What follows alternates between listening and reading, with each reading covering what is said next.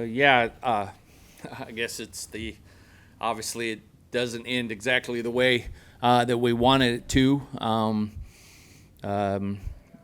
To have, I think we ended up with, 23, 24 hits in 2 games, and to come out with 2 losses is unfortunate. You get to the postseason and you go to Conference USA tournament and it's a little pigeonholed, and then all of a sudden you get to a regional and it's a little bit tighter for mistakes, that you can't have, and the runs you give up and things of that nature. So, this is a great regional with Georgia Tech, obviously Ole Miss winning their regular season as well. Didn't they win the regular season, I think? Or tournament runner-up, sorry. And so obviously playing hot, and, misfortune last night with how good Murray State is. But that's the example as well, as you get here, and baseball is about who's hot at the time. And, there's a few teams here that are hot right now. And for us, we couldn't stop bleeding at times. And like I said, when you roll out for 2 games and you have 20-some hits, but you're having a hard time being in position to win, you're going home. But it does not take anything away from a 46-14 season. A lot of history being made or was made this year with WKU baseball, which we're incredibly proud about. This is the 106th year of baseball at WKU, and all this team knows is that they're Team 106. We had a lot of the alums from the 2009 here, which was awesome for them to be around. That was the last time WKU was here in a regional and had a knockdown drag out with Ole Miss, from everything I hear. And were great games, and it's great to see them back. But this is Team 106, and we were trying to bring back some of that, like what 2009 had created.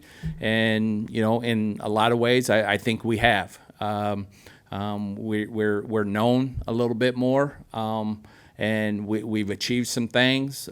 We've got new facilities that will be done in October, and there's just so many positives that I'm not going to let a day or 2 days ruin these kids' time here at WKU, whether it was 1 year or, in this case, for these guys so far, 2 years here. And you're looking at 3 guys that are pillars of this place, day in, day out. The other teammates gravitate towards them. They bring energy. They bring accountability. And, they're a lot of what WKU baseball is about right now. For you guys, what was it like? Obviously WKU hasn't been to this stage in some time, but what's it like for you guys to get to this stage, especially all 3 of you coming from junior colleges and getting to play at this field in this environment at this time of year? It's pretty surreal. All we talked about all year was trying to make a regional, winning the tournament, winning the regular season, which we fell short of, but it's pretty surreal. But we hang our hat on the fact that we gave it everything we got, and we left it all on the field. Cal, you had quite the showing in those late innings. Kind of a good way to end the season on your end. I know as a team you guys didn't achieve what you would have ultimately liked to with not winning the game, but what's your take on your performance today? I like Kyle said, just left it all on the field. Just wanted to ball out for the boys in late May. So there's no better experience than that. Carlos, you kind of got the team going today. 2 doubles and back-to-back at bats. 1 big RBI to tie the game there early in the first 3 innings. What was your approach going into today? Just look for a good pitch to hit. Keep my swing short and just be aggressive. So, yep. Coach, what can you say about these guys and the rest of those guys after such an incredible season, 46 wins, the second most ever in program history in a single season, and what can you talk about going forward into the future? Cal's been with me for 4 years now. He came with me from my junior college. You're welcome. So you're welcome. So we can go back and forth. But so there's a relationship there that's very close. Carlos was hurt last year, and that was like probably behind the scenes. So many people didn't realize that was just that just killed us. That he was injured all of last year, medical redshirt last year, and we had so much success last year, and so close to being at a place like this just last year. And he was one of the keys that, it is what it is in the business. He was hurt. But just, again, the relationship, it's not just about him hitting leadoff or hitting 3-hole or playing third or playing left field or everything that he can do. He's a voice to the team. He's a voice for the team. He has very comfortably walked into my office and closed the door and had great talks with me for the betterment of the team.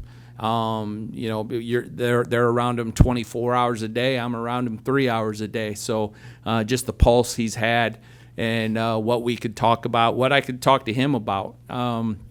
Best thing about Carlos is we're down at FIU, and I call him out in front of the dugout.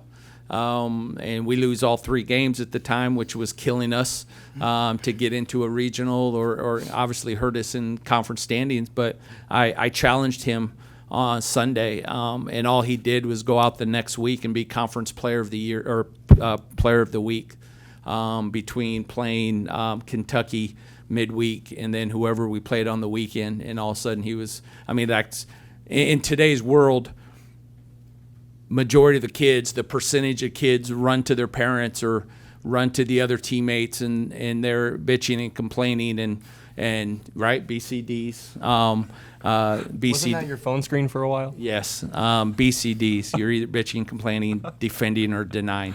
A lot of kids go do that stuff, and all he did was come to my office and he wanted to make sure we got things straight in a very positive way, and it was tremendous. And like I said, he goes out and does what he does and does what he has this whole year. So from where we didn't have him last year to where we had him now was it just shows how important he has been for us. And then Hayes worked himself into the lineup.